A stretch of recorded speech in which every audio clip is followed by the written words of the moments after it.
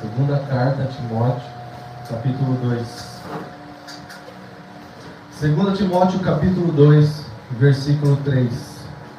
Participa dos meus sofrimentos como bom soldado de Cristo Jesus.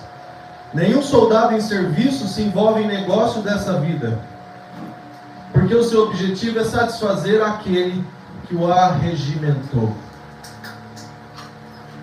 Pai, nós estamos diante da Tua palavra, da Tua inerrante palavra, da Tua poderosa palavra. Nós estamos diante, Pai, da Tua presença, da Tua doce presença, da Tua poderosa presença, do melhor lugar que nós poderíamos estar, que é a Tua presença. Não é essa chácara, não é esse lugar, não é essa igreja, é a Tua presença.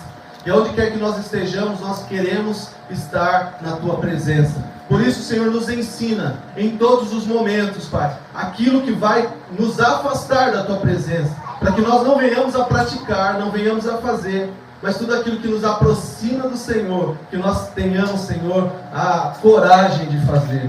Pai Celestial, nos ajude nessa manhã.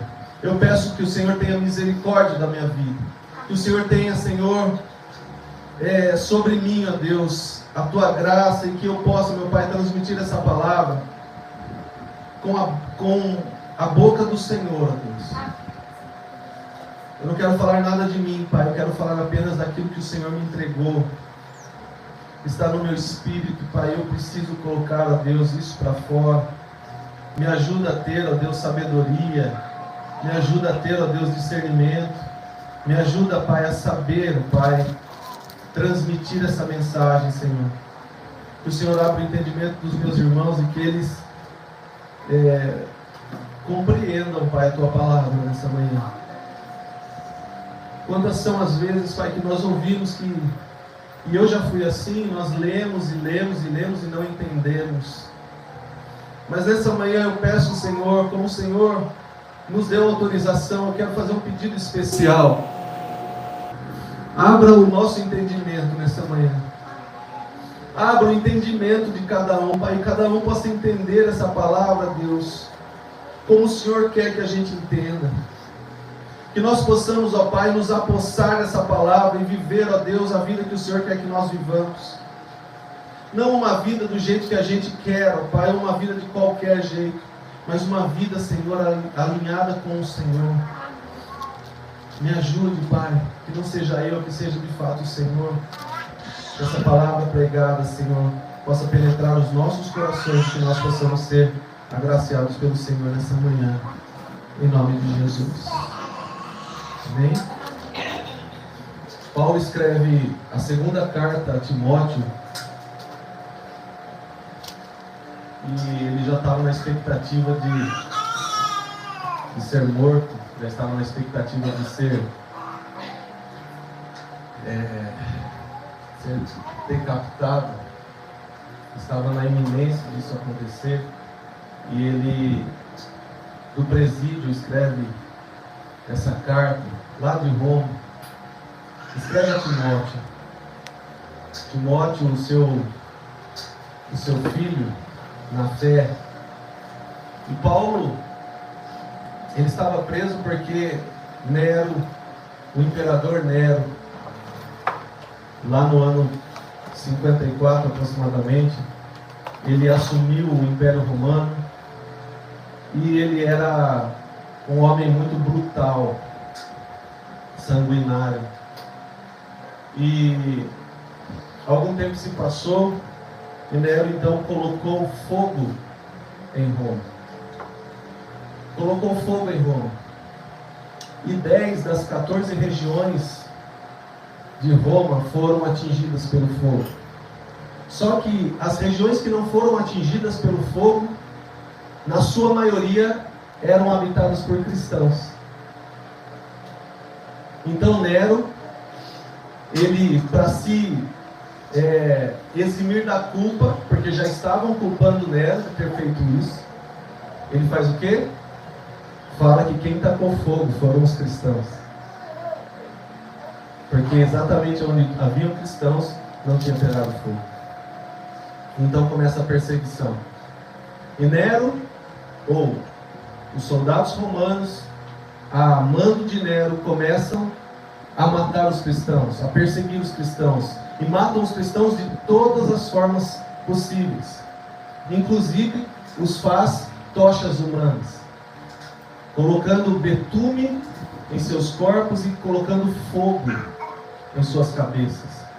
Eles eram colocados em mastros, em praça pública, e ateavam fogo naqueles que falavam que serviam a Cristo, naqueles que não negavam Jesus. E Paulo não foi morto queimado, mas ele foi decapitado. Mas antes disso ele escreve a carta a Timóteo. Paulo estava vivendo e convivendo naquele contexto imperial. Então era soldado para todo lado. Era soldado para todo lado. Paulo tem visão espiritual. Paulo tem sabedoria do alto. Paulo tem eloquência nas suas palavras. Paulo, ele é um homem privilegiado. Um apóstolo que foi levantado por Deus num encontro com Jesus. Quando Paulo perseguia os cristãos, então, a caminho de Damasco, ele que era perseguidor agora vira o perseguido. E ele vai até o fim. E a caminho de Damasco, Paulo tem um encontro com Jesus, uma luz veio do alto, Paulo caiu, e quando ele levantou, ele estava cego. Cego fisicamente, mas os olhos espirituais dele se abriram.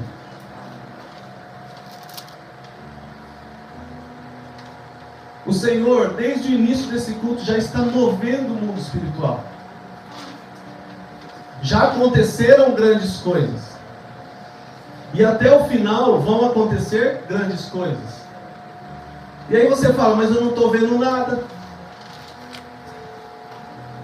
Paulo não estava vendo nada fisicamente, mas ele enxergava tudo pelo Espírito. Então peça para o Senhor te dar visão espiritual, para que você possa enxergar o que Ele está fazendo no reino do Espírito. Toda a movimentação que Ele está operando no reino do Espírito, nós poderemos contemplar.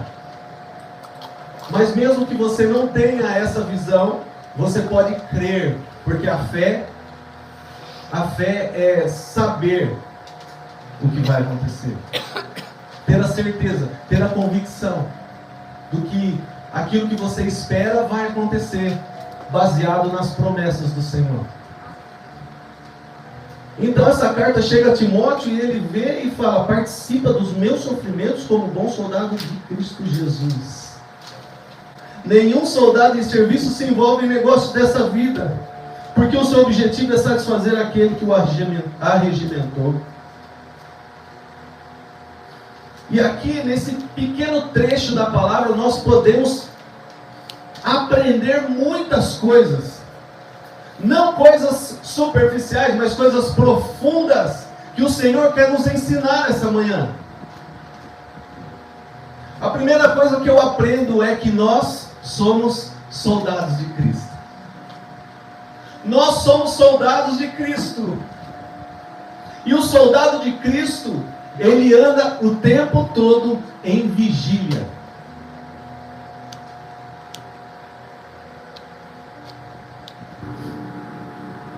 Nós precisamos vigiar e orar.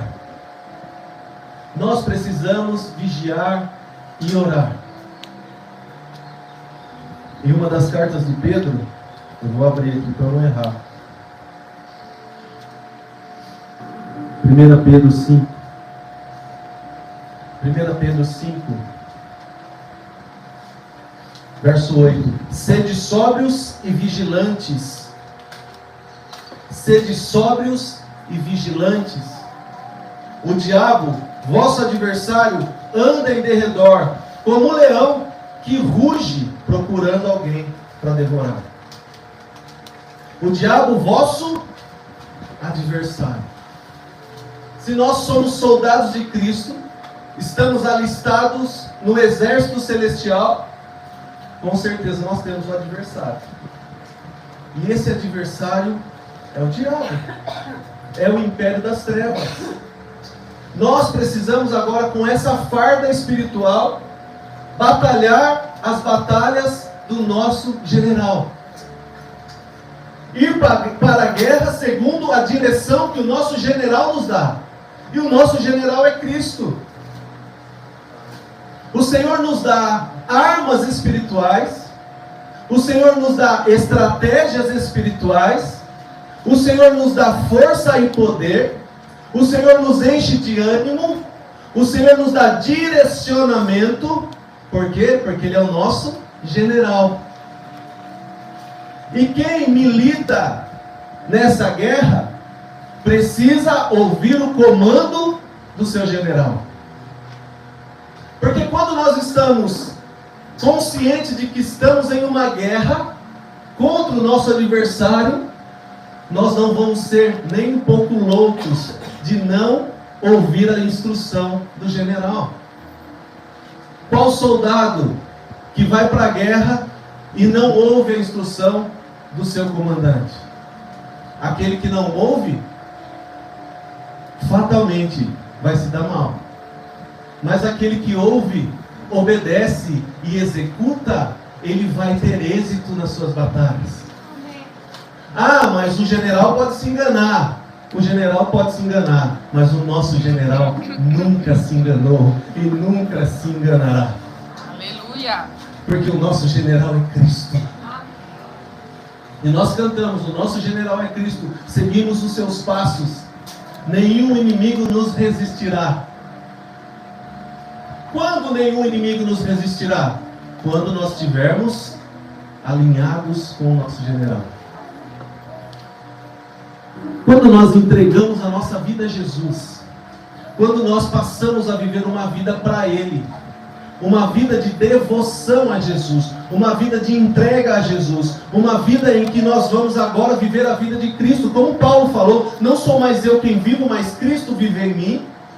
Então, nós damos o passo e nos entregamos a Jesus, nós já recebemos uma farda espiritual. Nós já recebemos uma armadura. E essa armadura está lá em Efésios capítulo 6. Revesti-vos de toda a armadura de Deus, para que possais resistir no dia mau. A palavra revestir do grego, ela pode significar duas coisas diferentes. Ela pode significar vestir por cima, ou ela pode significar vestir, tirar as minhas vestes e vestir vestes novas. Essa palavra revesti-vos de Efésios capítulo 6 é tirar a minha veste e colocar veste nova. Porque quando nós vemos que há um capacete, que Paulo chama de capacete da salvação, cada um de nós tem uma salvação. A sua salvação pode ser o seu dinheiro.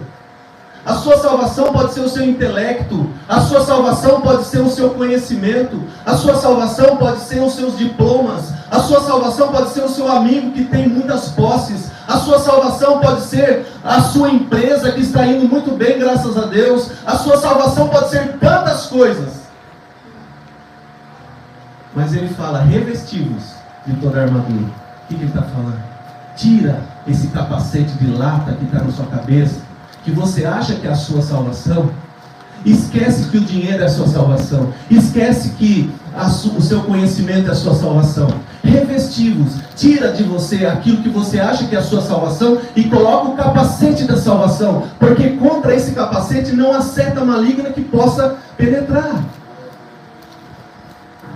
E quando nós somos revestidos da armadura, o capacete da salvação, a couraça da justiça, o cinto da verdade, as sandálias da anunciação do evangelho da paz, o escudo da fé, a espada do Espírito que é a palavra de Deus, nós estamos prontos. E podemos bater continência para o nosso general. Senhor, eu estou pronto. Pode me enviar. Isaías, do capítulo 1 ao capítulo 5, ele está profetizando contra o pecado do povo de Israel. E ele fala, esse povo não tem jeito. Os bois conhecem os seus donos, mas Israel não conhece o seu Deus. E quando chega no capítulo 6 de Isaías, ele tem um confronto, ele tem uma visão. E nessa visão, ele vê o Senhor assentado num alto e sublime trono. As suas vestes enchiam o templo. Isaías tem um encontro ali com o Senhor. Os anjos, vem um anjo e coloca a brasa na sua boca. Por quê? Porque Isaías era um profeta, ele usava a boca, e era aquele lugar que precisava ser santificado. E ao final de tudo isso, Isaías fala: me perdoa, Senhor, porque eu sou farinha do mesmo saco desse povo que eu estava falando antes. Somos todos iguais. Mas no versículo 8 do capítulo 6 ele fala: envia-me a mim. Eis-me aqui, Senhor, envia-me a mim. O Senhor faz uma pergunta retórica. Ele fala: a quem enviarei? Quem há de ir por nós? Sabendo que Isaías iria responder: eis-me aqui, Senhor, envia-me a mim.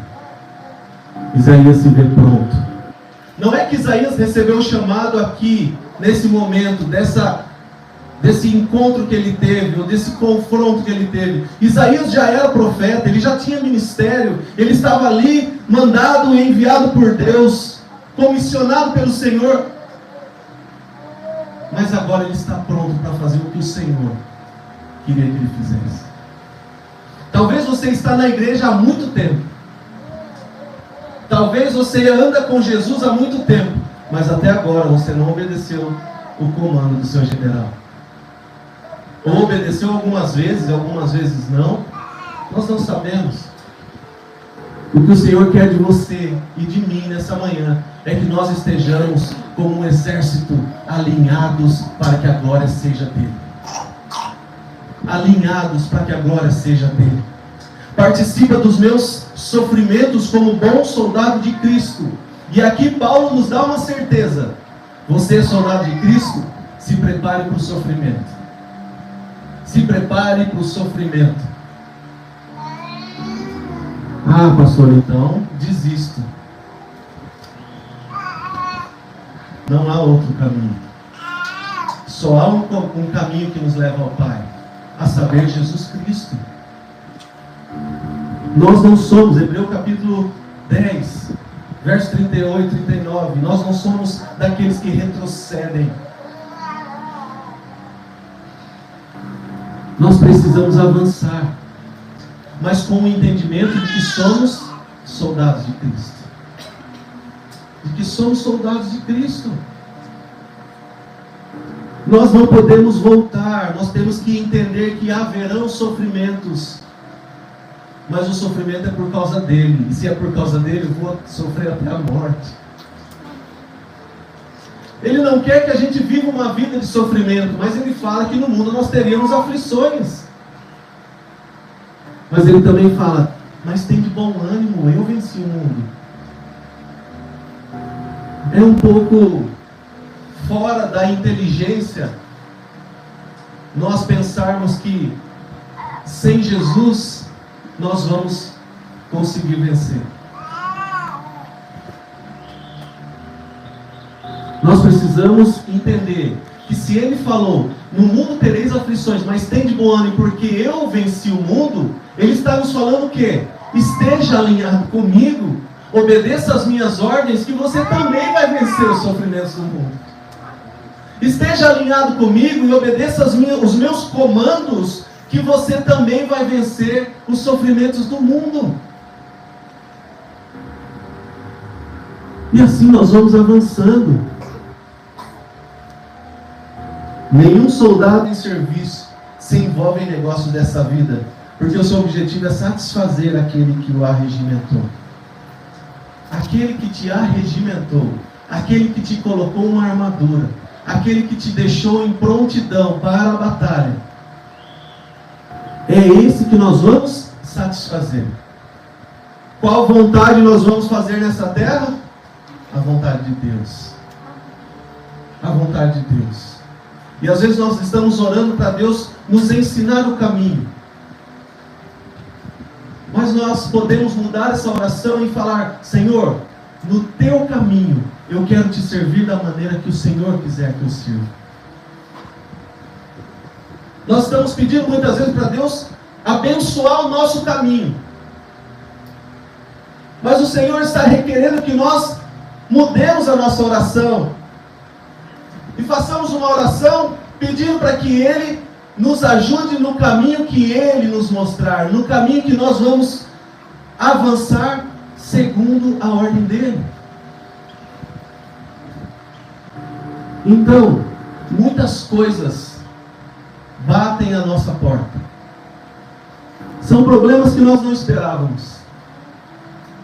Dificuldades que nós temos que enfrentar e que nós nunca enfrentamos. Como que eu vou enfrentar agora? Isso é novo para mim, eu não sei o que fazer. E aí nós recorremos a muitas e muitas pessoas. Vamos procurar recursos. Vamos tentar resolver da forma que a terra resolve. Mas nós precisamos perguntar para o céu. Nós precisamos perguntar para o nosso general: Senhor, eu nunca passei por isso. Me ensina a vencer. Me ensina a avançar. Me ensina a passar. Me ensina. E Ele não somente vai ensinar e vai apontar o caminho, como Ele vai andar ao nosso lado. E sabe qual é a maior motivação que nós temos no meio de uma batalha? É que em Cristo toda batalha é ganha. Toda batalha é ganha. Em Cristo toda batalha é ganha. Ele nunca perdeu nenhuma batalha. Todas as batalhas Ele venceu. Inclusive teve uma batalha que Ele foi para um lugar arrastado. E arrastava uma cruz que não era leve como essa. E Ele apanhava. E Ele foi humilhado. Ele foi massacrado. E zombaram dele. E riram na cara dele.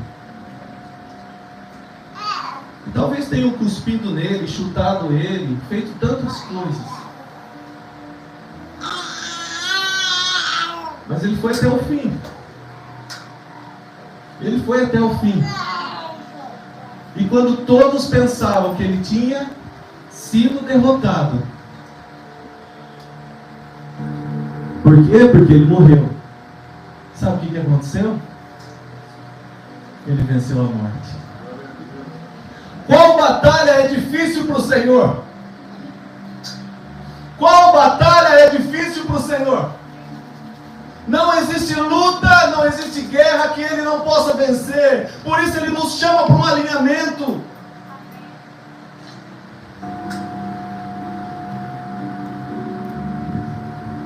Nós precisamos ouvir as palavras do Senhor e praticar as palavras do Senhor. Pega isso aqui e coloca ali na cadeira, tá? No último banco. Aí você pega isso aqui e coloca aqui. Você fez o que ele pediu?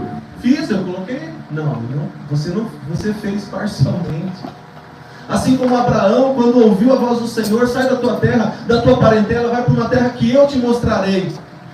Abraão saiu de fato, ele e Sara. Mas eles levaram seu sobrinho Ló. Enquanto Ló não se separou de Abraão, Deus não mostrou tudo o que ele faria. Foi somente quando eles se separaram que Deus começou a mostrar tudo o que ele ia fazer na vida de Abraão. Obedecer parcialmente não é obedecer. E se o nosso general nos dá uma ordem, nós temos que obedecer 100%. 100% de obediência. Você nunca vai se arrepender por obedecer. Você nunca vai se arrepender por renunciar. E sabe, irmãos, às vezes, algumas renúncias querem nos levar à murmuração. Algumas renúncias que nós fazemos querem nos levar a sentir o gosto do que era antes. Eu renunciei, já não vivo mais aquilo.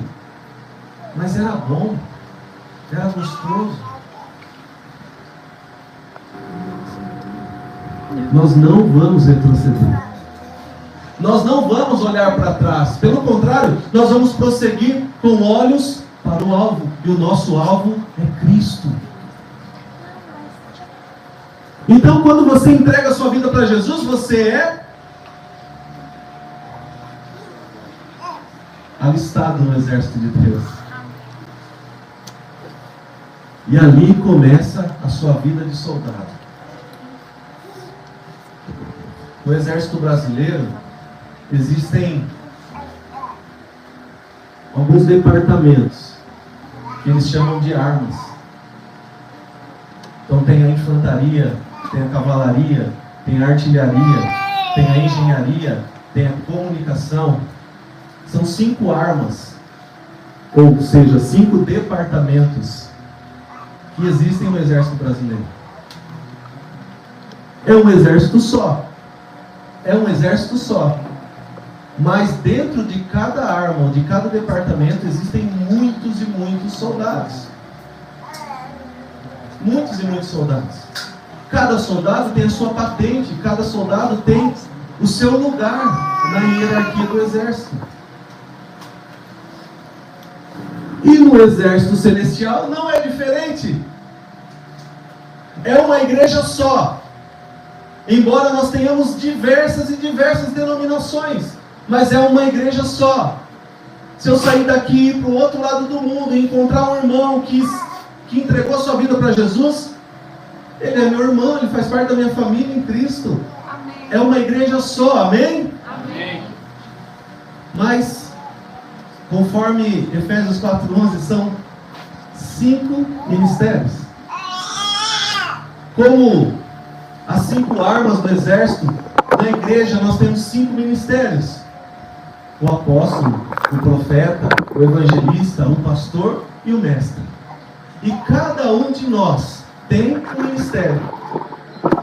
Portanto, cada um de nós opera de uma forma diferente dentro desse exército. E vai para a guerra, e vai para a batalha. E o Senhor olha a individualidade de cada um. O Senhor olha a forma de trabalhar de cada um. O Senhor olha o jeito, a personalidade, o temperamento de cada um. E Ele usa cada um da forma que cada um é, transformando o nosso caráter de glória em glória. Amém. Mas Ele quer te usar dentro desse exército. Mas para Ele te usar, você precisa estar alinhado ao general. Assim como no exército brasileiro existem as patentes, no mundo espiritual existem as patentes também. Existem as patentes. E o que faz com que nós tenhamos autoridade, o que nos faz ter autoridade é a nossa submissão. Quanto mais submisso eu sou, mais autoridade eu tenho. Quanto mais submisso eu sou, mais autoridade eu tenho no mundo espiritual. Então, nós precisamos entender que o mundo espiritual é organizado. O mundo espiritual não é bagunçado. E assim como o nosso general é Cristo, Ele coloca comandantes espalhados pela terra para dirigirem o povo. Antes de nós termos portas abertas como uma instituição, igreja, identidade church e tudo isso, o Senhor já havia nos chamado como pastores. Porque nos 5 ministérios nós entendemos, o pastor é aquele que cuida. E nós já cuidávamos de almas, nós já cuidávamos de pessoas. Então o ministério que o Senhor te entregou, não espera que algo aconteça para você exercer. Ele quer apenas que você exerça o seu papel dentro desse exército, prestando contas ao seu general, mas também entendendo que você tem um comandante. Não foi eu que escolhi, mas o Senhor nos escolheu.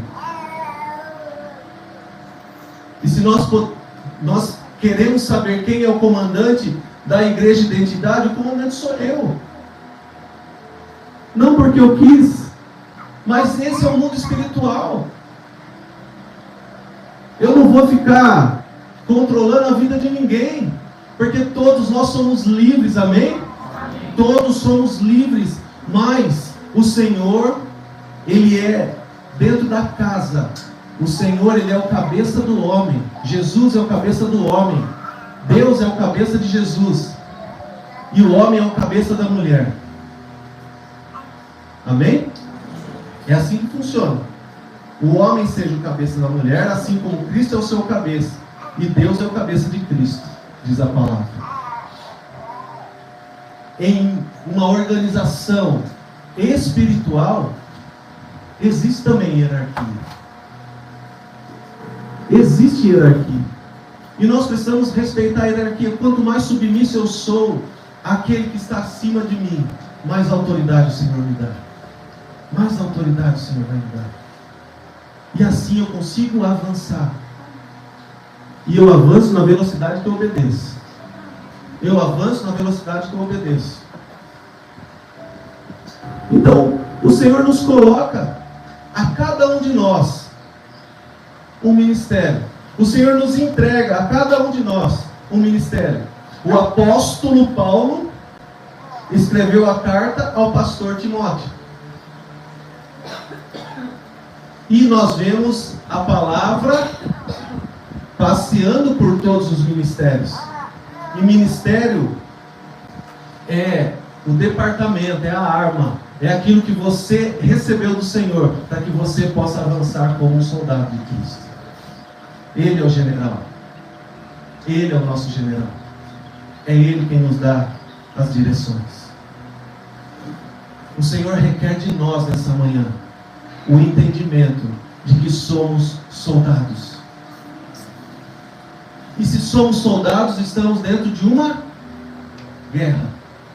E se estamos dentro de uma guerra, nós temos um adversário, um inimigo. E se temos um inimigo, nós vamos sofrer ataques. E sabe por quê? O Senhor quer que nós estejamos alinhados. Escute isso. O Senhor, além de tudo isso que o Senhor tem falado para nós essa manhã, Ele quer que nós estejamos alinhados. Por quê? Porque quando o ataque vier, as brechas estarão fechadas e nós não seremos atingidos. 1000 cairão à direita, 10.000 à minha esquerda, mas eu não serei atingido. Quando nós não estamos alinhados, nós estamos com brechas abertas. E aí eu sou presa fácil para o meu adversário.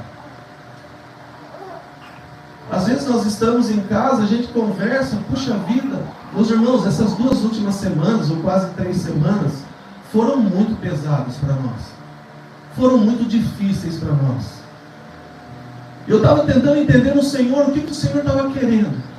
O que o Senhor estava requerendo de nós.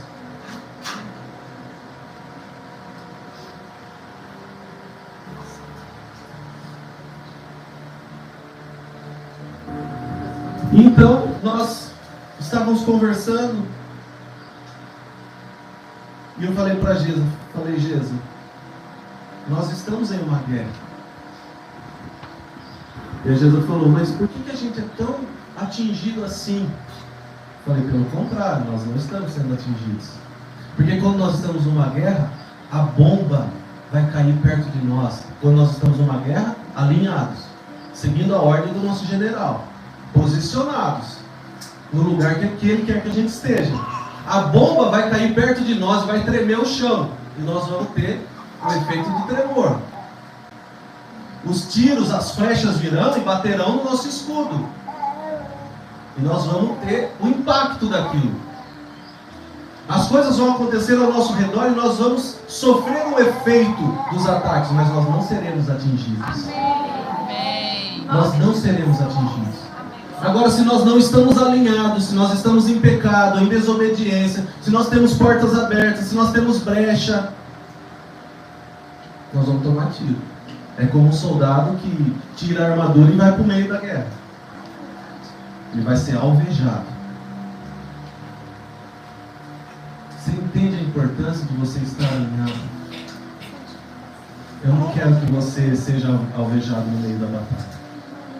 Nós não queremos que você receba os ataques e seja atingido. Nós não queremos que você receba tiros. nós queremos que você avance, alinhados com o exército. A igreja é o corpo de Cristo. Ele é o cabeça, nós somos os membros. E juntos nós somos a igreja de Jesus. Esse é o exército. O exército é a igreja. E quando nós andamos longe do bando, como eu falei no começo, nós estamos sendo presa fácil. Nós estamos vulneráveis. A qualquer momento o inimigo pode vir e pode me pegar. Então não ande longe da igreja. Não ande longe dos seus irmãos. Não ande longe da congregação. Não ande longe do exército. Esteja alinhado, posicionado, em concordância com aquilo que o nosso general nos entrega. O Senhor dá a visão para nós como pastores. O Senhor nos dá a visão, nos dá a direção. E nós anunciamos para a igreja. Nós apresentamos para a igreja. Porque assim como Cristo é o cabeça do homem, o homem é o cabeça da mulher, não tem como ter duas cabeças governando. Por isso que ele estabelece liderança. Para que a visão venha e ela tenha alinhamento. Todos seguindo na mesma direção. Amém? Isaías capítulo 13.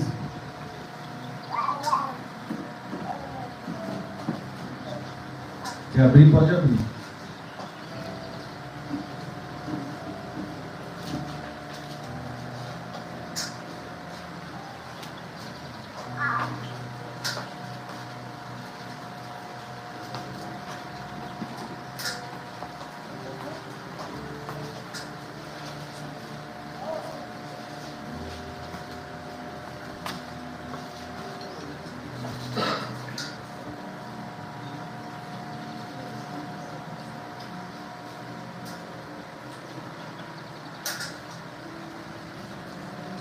Isaías capítulo 13, verso 4, nos diz o seguinte: já se ouve sobre os montes o rumor como de muito povo, o clamor de reinos e de nações já congregados.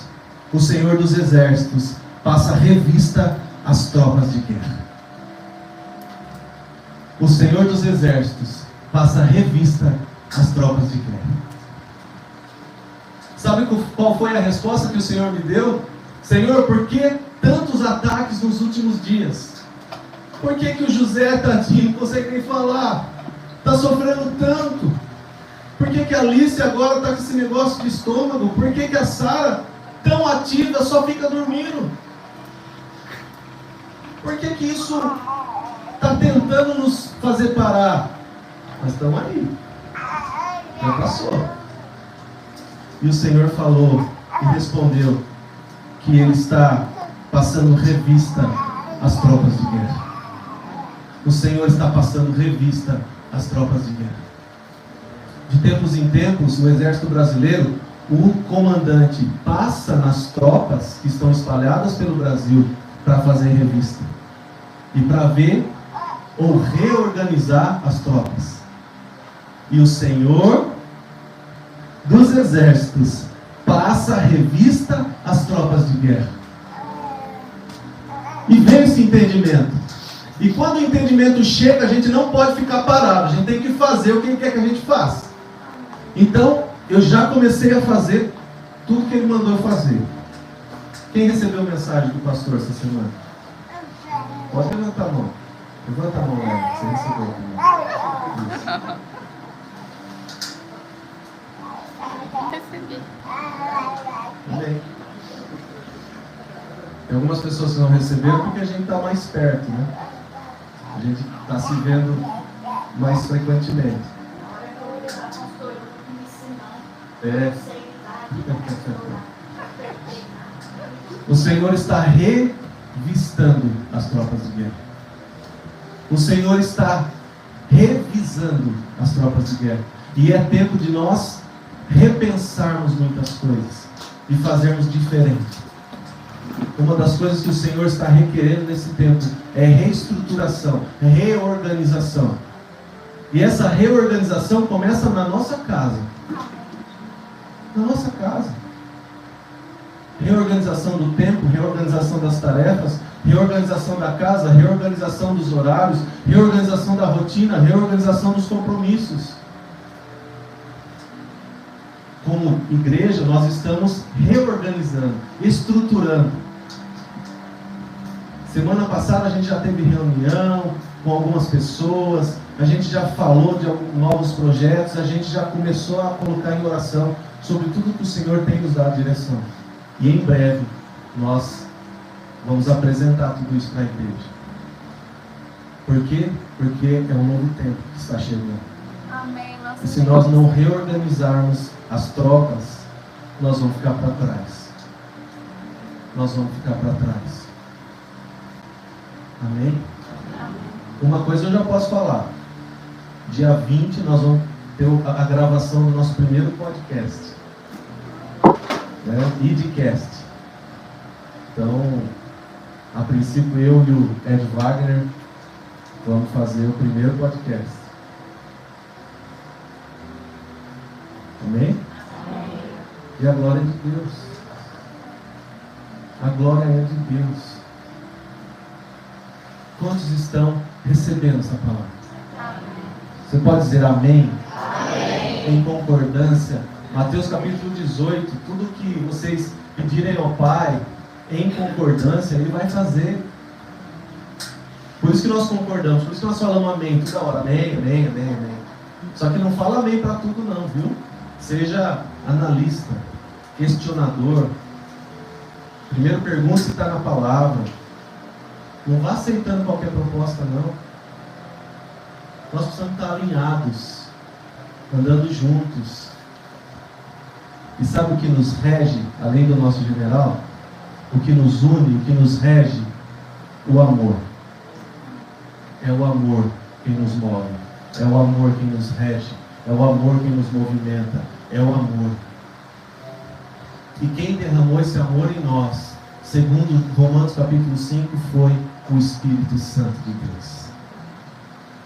Quando você entrega a sua vida a Jesus, além de ser alistado e receber uma armadura, uma farda nova, passa a habitar dentro de você o Espírito Santo. E às vezes a gente está tão acostumado com essa ideia de que somos templo do Espírito Santo, que a gente não tem noção de quem habita em nós. Estamos passando por uma dificuldade tão grande, mas eu não me lembro que o Espírito de Deus habita em mim. Por isso, você que ainda não entregou sua vida para Jesus, entrega hoje. Entrega hoje, não deixa para amanhã. Porque quando você entrega sua vida para Jesus, o Espírito Santo passa a habitar dentro de você. E é Ele quem nos capacita para todas as coisas.